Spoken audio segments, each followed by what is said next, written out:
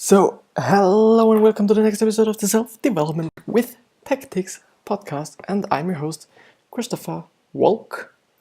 And today we're actually going to talk about Instagram marketing and 5 tips the Forbes.com website provides us. And then I'll also add my own experiences and some things I've learned. It may be a little bit, strange that this is on this channel, but I think it fits under the term self-development in terms of finances and so on. So it may be interesting for some people, I hope.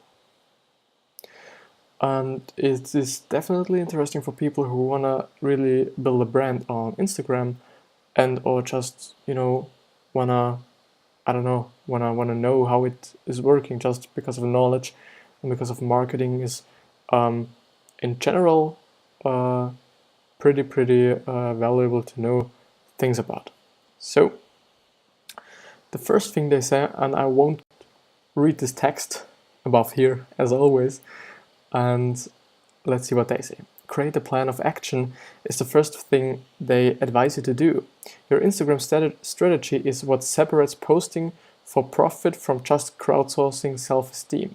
To be effective, your plan needs to define your target audience and outline a clear direction for content. Creating content that resonates with your followers is the result of a well-defined buyer persona. When you internalize your ideal customers' demographics, behaviors, concerns, motivations, and goals, you can tailor your message to attract them. Doing so ensures your image and message will evoke curiosity, incite action, and humanize your company, all of which will expand your base of regular followers and set the baseline for your overall strategy. Instagram tactics might target several of the following objectives: increase brand awareness, build customer loyalty, enhance and complement event experiences, or drive sales. By defining your goals, you'll be able to determine the best approach for each step. And I think it's pretty great that they point out that marketing isn't only about making sales. Marketing is also about, for example, building brand, which means establishing your brand in a certain community and just show that you are existent, some sort of. Because a lot of people just assume with marketing only sales, but it isn't. It's not just making people buy something, which is also of this thought pretty strange, because I think a real marketer should really be trying to help other people and get them something they can benefit from, and not some bullshitty shit they may not need actually, but you just do it like, or you show it like they need it. And I think it's very important to know who your buyer persona is or your target audience, because if you really know what they're into and you're creating this content, there is no chance that they miss your content. It doesn't matter even then if it's high quality or low quality. If you, for example, have a niche audience and you're really the only person in this niche, which is possible, but I think hard to find something that fits to you and so on. But there is no way that if you really know what your audience is willing to get, that they miss it, because they will instantly follow you on every single social media page they find of you, because your content is valuable to them. The second one is elect emotions, and this term emotions just really brights up my mind and gets me thinking, because actually, and it's something I've learned quite a long time ago, but as I'm reading Seth Godin's marketing book, I don't really know what it's called, because I'm really into marketing. I think it's just really interesting, also because of the psychological aspects of it. that he says, and a lot of other people and marketers says, that we only really buy emotions. And that's something you really see when I, for example, perfume, I think you'll spell it like this. When you Google perfume ad, yeah, let's see this one, Jimmy Co man. And this shows a man with a woman. He looks really strong, he looks attractive, and so on. And what do I assume, and what do you assume by using this perfume? You assume to get this man. You assume to get the woman's, be cool, look attractive, and so on. And these all just are feelings. The feeling of looking good, the feeling of being attractive, the feeling of having everything, some sort of. And there's another one, Tom Ford Violet Blonde ad, or some sort of ad. I don't know if it's a real ad, but this shows a woman with a flower background, and she's laying in flowers actually. Next to her is a perfume, and it assumes that this perfume makes you smell like flowers. Violets, if they're called like this, I don't know. And or sexy, of course, which is really important.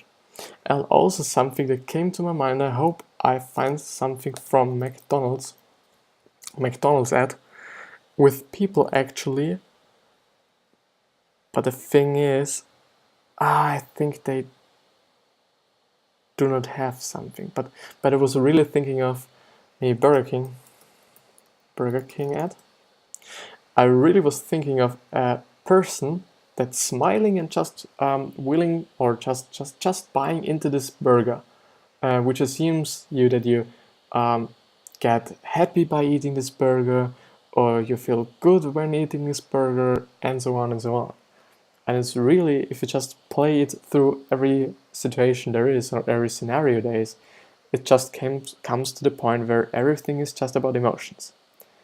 But let's see what they are saying. Emotions are the heart of all relationships, including with brands. Logic pursues, but feelings motivate, influencing a customer's intention to purchase over anything else. According to a study, purely emotional campaigns were twice as likely to generate profit gains than those with a rational approach. Therefore, when choosing images, the intended emotion should be front and center. However, not all types of emotions are rated equally. Research found that admiration, interest, and amazement and astonishment are extremely common sentiments in highly viral content.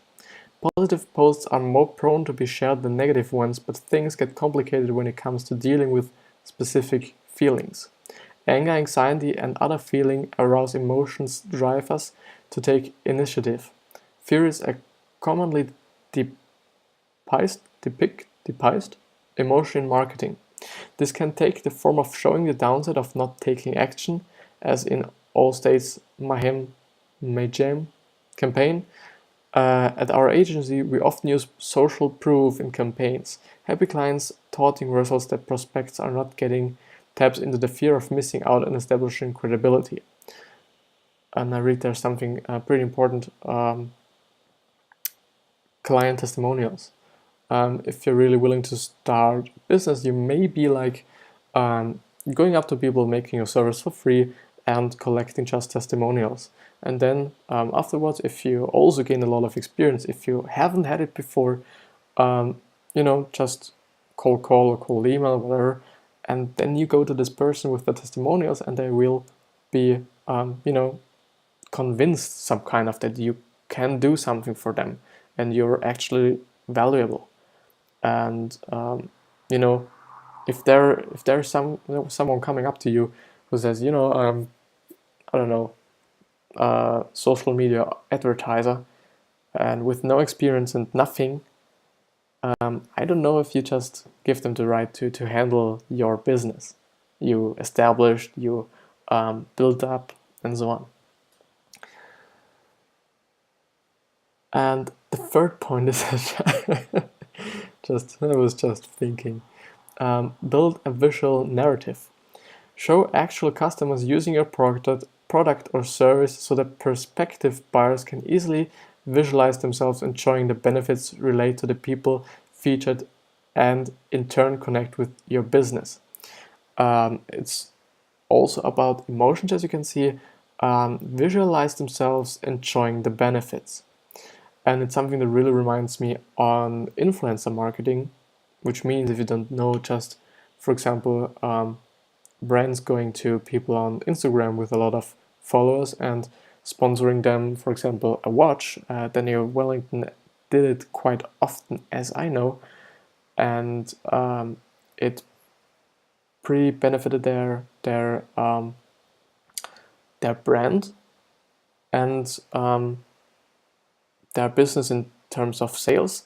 Because I think when you're trusting a person online, you're really trusting them, and then the brand comes up and this person just tells you that this brand is good and these brands have quality products and so on, you will be very, very likely to buy something because they were quite advertising it. When using images of people, show their faces, since that is what best conveys emotion.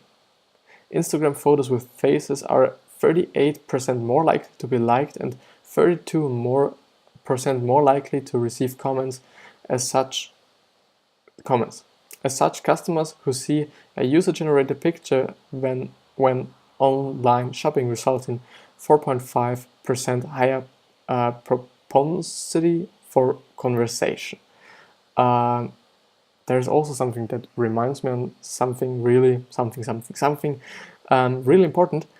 If you have a bigger audience, it would be it would be just intelligent. Let's say, I don't know another word yet.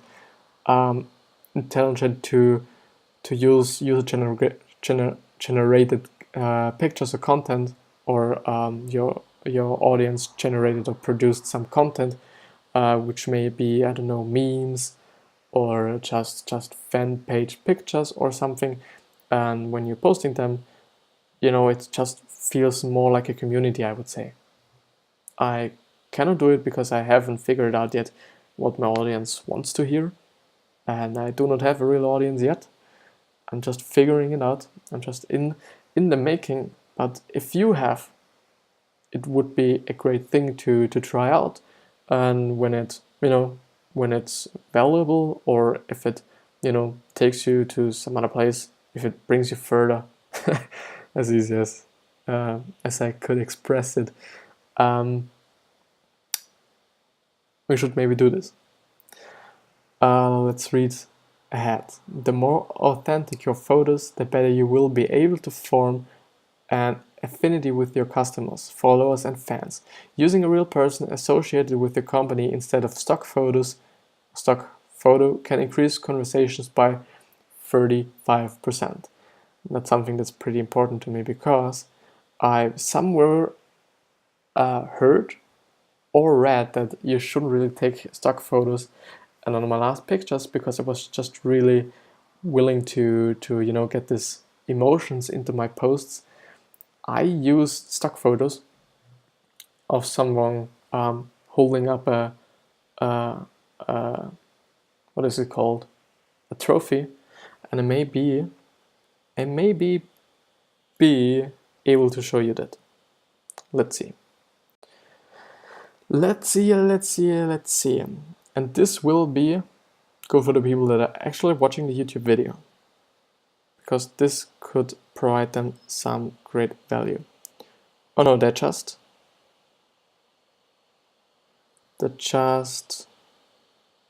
maybe the thing is, let's hit do not disturb. Is it this? Yes. And there you can see there are no right or wrong choices, only lessons and victories. And because I really wanted to emphasize these feelings of victories and winning things, there is a picture of a man just raising up his hands and, being like he achieved something. Good for that now. And I thought it would be great because I haven't found a picture of me. And you know what I realized by this time? That I'm wearing my shirt the wrong way. But nevertheless, let's head on reading. No, not at all, or not yet. I used a suck photo, and I just tried what what people think about these things, and it seems like, yeah, I can tell you. The thing is, I can't test it so quickly because I just have to wait the time. But it seems like to be not as good as I see it now. Seems to not be as good, but you should try it as well. Maybe your audience is some kind of different. And I don't know my audience yet, so yeah. Create conversations. Instagram posts should start conversations and encourage self-revelation so that your social following can become a community. Participation provides a sense of connectedness, paving the way for conversations down the road. And in terms of conversations, it also may lead to emotions because, if you're willing to take the path of quite negative emotion because it's just kind of satire, if it is called, is satire, so like, just this ironic way kind of of humor. You may be starting conversations because you're pissing someone off, and that's quite funny and quite interesting because it's just also about emotions. But let's see. Consider the desired response from your caption. Are you posting a statement or something that people will naturally reply to? Also something you might be seeing a lot on social media, that people just write a question in the caption, so that people reply to it, or just something like tag your people, or tag a person that could provide value to them. The picture could provide value to them, or something like this. You know what I mean. I've tried it. I don't know if it works. Because as I said, I do not have the biggest audience yet. There are some people, and I'm thankful for that. Yeah, consider the desired response from a caption. I've also already read that. Continue the conversation with exclusive discounts, or by asking questions, using polls, or hosting a live Q&A session. Dedicate time to responding to comments, liking other users' images, and joining conversations where you can add value. In terms of joining conversations, Twitter seems to be the best platform ever to do this, because it just can search. You can literally search conversations, and then you be like, I jump right into this conversation and tell something or tell my opinion about it. But you should only be doing, I think, it when you have a clue about what this conversation is in terms of the topic. I've tried it. I kind of, or it seemed to be a quite negative response of this person, some kind of.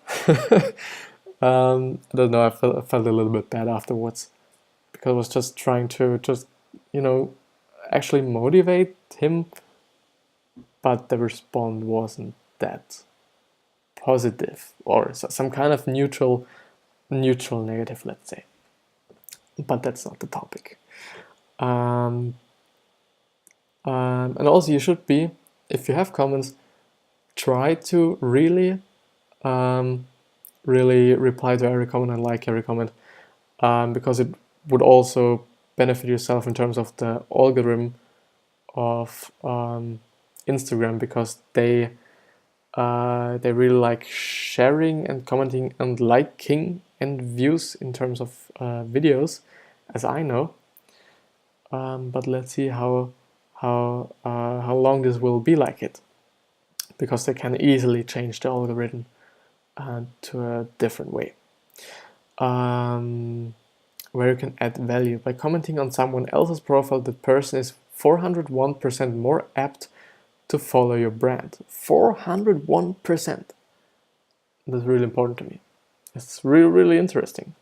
And this is also some of the reasons why I'm actually reading these articles with you, so that I also get something out of it, because I'm in the making. I'm building myself up. I'm building my personal brand up, and so on, and it benefits myself and it, hopefully. And if it does benefit you, please write me a message on the social media platform you prefer, or on this YouTube video if you're on YouTube. Let's see, simplify the path to purchase, and that's the last one. According to a survey, at least 72% of Instagram users have bought something they first discovered on Instagram. Instagram has been continually rolling out tools that allows marketers to connect with customers in an immersive way by making shopping actionable and facilitating impulse buys. Stories include a link in your Instagram stories that directs viewers to the product page on your website. And as Gary Vee says in his book, Chap, Chap, Chap, Right Hook, you should really be linking to the product page and not to any fucking other page on your website. Because if the customer really wants to buy this product, you shouldn't lead him to just another part of the website, and then he has to click manually into the shop and see look for the product itself. That's not really user friendly, I'd say. Or I think that Gary meant it by pointing it out. As Stories highlights, these video clips appear directly under your bio and above your Instagram feed and play as a standalone story, allowing brands to showcase the content they want to be viewed first. Action buttons: fans can make reservations, buy tickets, place orders, or book services through third-party partners without having to leave Instagram. Shopping: transfer your Instagram profile into a visual storefront with easy access to pricing and details, where shoppers can tap on a tagged post to take the next step to purchase. And that's something, at my point of view, that's pretty new. Not many people use it, as I know. I don't know why. Maybe it's just not working that great now. I don't know. Instagram is an essential part of any holistic marketing strategy and can be a dominant force in your brand building arsenal. To attract new followers, generate leads, and sell, it is imperative to use photos that create an emotional association with your brand.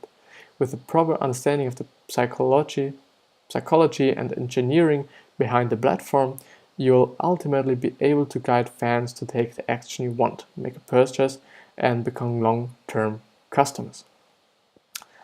And before I go, I really have to tell you something really important, and that's quite the whole topic Gary's book, Chap, Chap, Chap, Right Hook, is about, and which is you just give, and then you throw the right hook, which means you ask them to buy something, which in context means that you should give value for your customers and or your targeted audience, and then you should only ask for something, and that may be maybe a quite long time period or a quite short time period. It depends on your on you, some kind of or your audience, your business, and so on and so on. And that's it. So give and give and give and give and give and give, and then you may be getting something out of it. Yes. And I believe in it deeply, quite deeply, yeah. And that's for this podcast now. And for the guys and girls and general people who are watching this on YouTube, there's actually a link to my podcast in the description where you can hear all the episodes I put up on YouTube as an audio form, so that you can listen to it while you are on the bus, in your car, on the train, and so on, which I think is quite useful if you do not have the time to sit there and watch me reading articles, or look at me just doing this. But it was great to have you, and I'll see you the next time. See you soon.